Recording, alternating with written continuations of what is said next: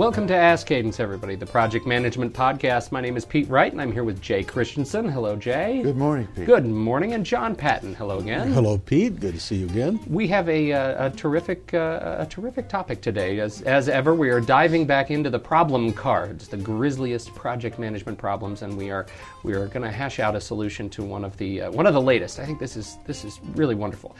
As the problem card states, creating and implementing of project management with no plans of sustaining support of an ongoing program.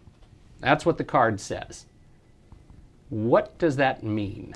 Well, let's clarify that. It says creating and implementing a project, but the project has no plans during its execution, and there have been no arrangements made for ongoing support after the project goes into the operating sort of status. Okay. So most projects need ongoing support. Think of it in transportation and highway construction. What if we built this wonderful national highway systems with the I-5s and all these things that go cross country, but had no money in state or federal budgets for maintenance of those roads afterwards? How many years would it take for them to become a mess of potholes? So this is what this seminar participant is talking about. The great support for the project itself, coming up with a wonderful product or production capability, but nothing in there for sustaining it. Okay. And this is a global company. So talk about hundreds and hundreds of locations around the world in a retail setting where things that are being created in the central corporation are going to be used. Well, there's got to be all sorts of sustaining support from replacement equipment and maintenance on the equipment and those kinds of things. And that's going to add to the workload in each one of those locations. So how do you frame a response to this? I mean, at the outset, it sounds like potentially you'd say sustaining support should be thought of as part of the project. Yes. In essence, Pete, it's that simple, but not that simple. So for an issue like this, the first step to do is say, where is the solution in the life cycle of a project? And Pete, your response says, well, it should have been thought of. Yes, it should have been thought of. In what phase? So think, study, research, plan, and implement are the 5 phases we use. The PMI processes consist of the initiating processes and the planning processes. And so we put this, an initiating process, in the research phase, where you're now very serious about the project and you're creating a business case for doing it. Now, in a retail you're setting, serious enough to be able to start thinking about implications. Absolutely. Okay.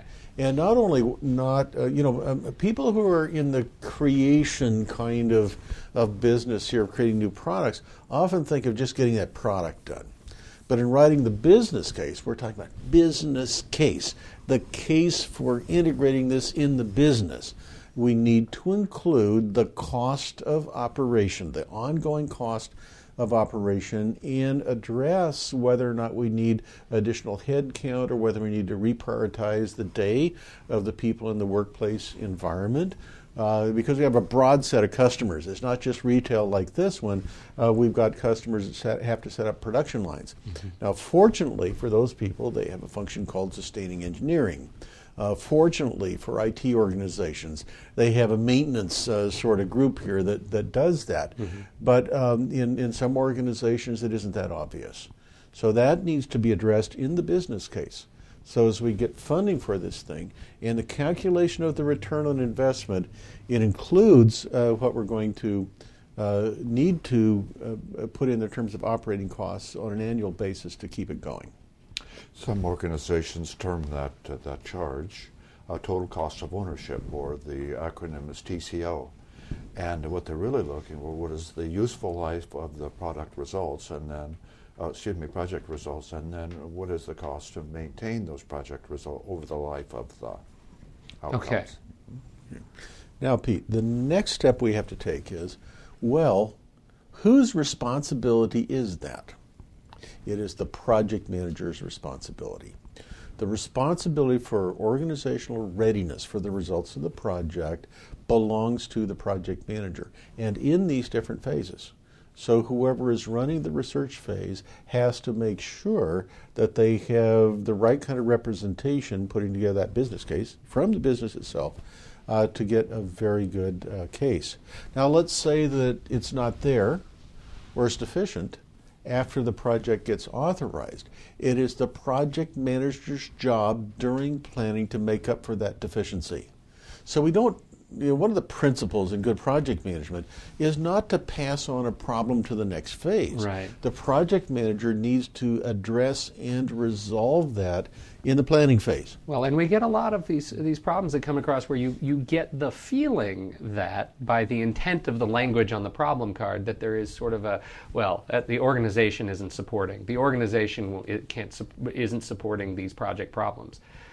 But in this case, there's a good case to be made that says this is the project manager should have been all over this from the beginning. Well, your senior project manager is going to do that. Right. And they're going to make the right adjustments in the planning phase. Now, it is not necessary to go back to the previous phase unless the cost of operation is going to exceed maybe 5 to 10% over the projected cost in the business case. And in that case, you can do a supplemental business case and get authorization for what you're going to need in that operating environment. Also, to get there, the project manager needs to know what to ask for, and it's all about getting the right experts on the project team, depending on the size of the project, the nature of this thing, to get an operational representative, if possible, from the sustaining organization, if that exists. But that's all got to be integrated into the project plan. So they're going to find a person if they can, part-time, full-time, for the team, invite them to planning, and make sure during planning there's good detail so that we can not only determine who needs to participate in the pieces of work that creates a sustaining capability, but also when it needs to be done. It is not necessarily true that they'll be needed throughout the project, more towards the latter half of the project. So that planning goes into saying to the sustaining person, no, you don't have to come to all of our weekly status meetings and sit there and be bored, but we would like you to come 1 month before your work starts to get up to the speed on the project, come to our weekly status meetings, then your work begins. So we'll keep you posted. We'll send you our status meeting minutes. We'll send you copies of the status report, depending on the frequency that we're doing that. And that way, we'll make it your responsibility to stay current on the project. One thing I would say in bringing them in later in the project is to avoid as late as possible. People call that ALAP now and then. You don't want the person from operations coming in as late as possible in the project so that their daily schedule of activities interrupts their work and forces a delay in the project. It's really important for the project manager and that person, and the team, as indicated here, to set a reasonable start date for the activity in the project that includes enough time for the emergencies we know that are going to come along, for the operational priorities, which are higher than project priorities. And so that way now the project manager is assuring operational readiness so that it is not a big surprise in project closeout, or there isn't a legacy on this project which starts out, yeah, it was a great product, but it fell apart after 2 years, and it didn't last, and all these negative sorts of things that can happen. So fundamentally, it's the project manager's responsibility to cover these, and number two, as soon as closeout is completed, the full responsibility lies with the operational recipients of the project results to do that sustaining effort. Right. And I'd like to add to that as well, and to springboard off what John said earlier, when we have an operational representative on the project planning team, ideally what they should be thinking about are transition deliverables. What are the outcomes that the project is going to produce that would transition the results of the project into the operating environment, so we can actually peg some tasks that are in the schedule and in the plan to ensure that project results are absorbed correctly into the operating environment. So you're transitioning that sort of readiness through project deliverables and awareness, and then you have no trouble transitioning authority and accountability. Yeah, in fact, it's become such a big issue in some organizations now that there is a transition team that what their responsibility is to visit the large projects to ensure that those projects have transition deliverables identified.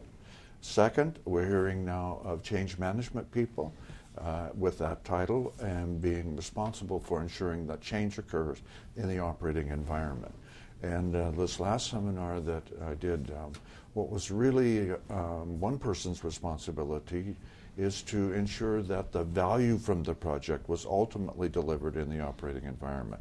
Not just the project results, but the business benefit are actually delivering value to the organization.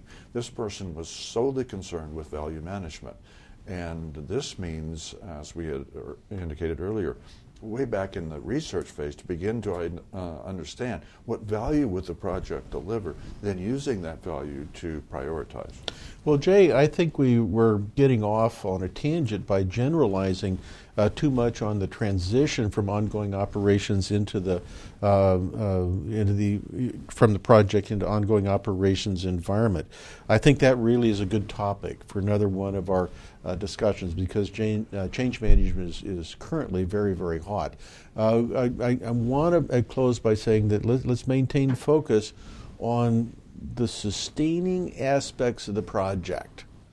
It's going to be transition, but what does it take to sustain the result in that operating environment? So if necessary, to be really clear on this, we want to see changes in job descriptions. We want to say changes in preventive maintenance schedules, in technical documentation, and preventive maintenance routines. You know, what we want to see is that the operation is trained and ready to support whatever we've created.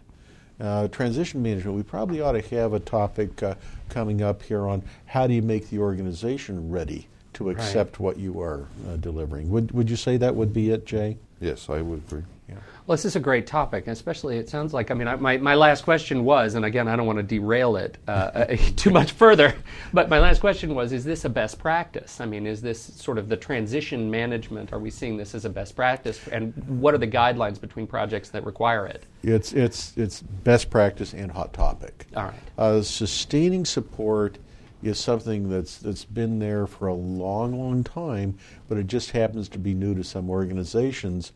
Big organizations that are coming out of ad hoc project management and saying we want a more consistent way to ensure that the results of our projects really deliver their full potential in terms of useful life.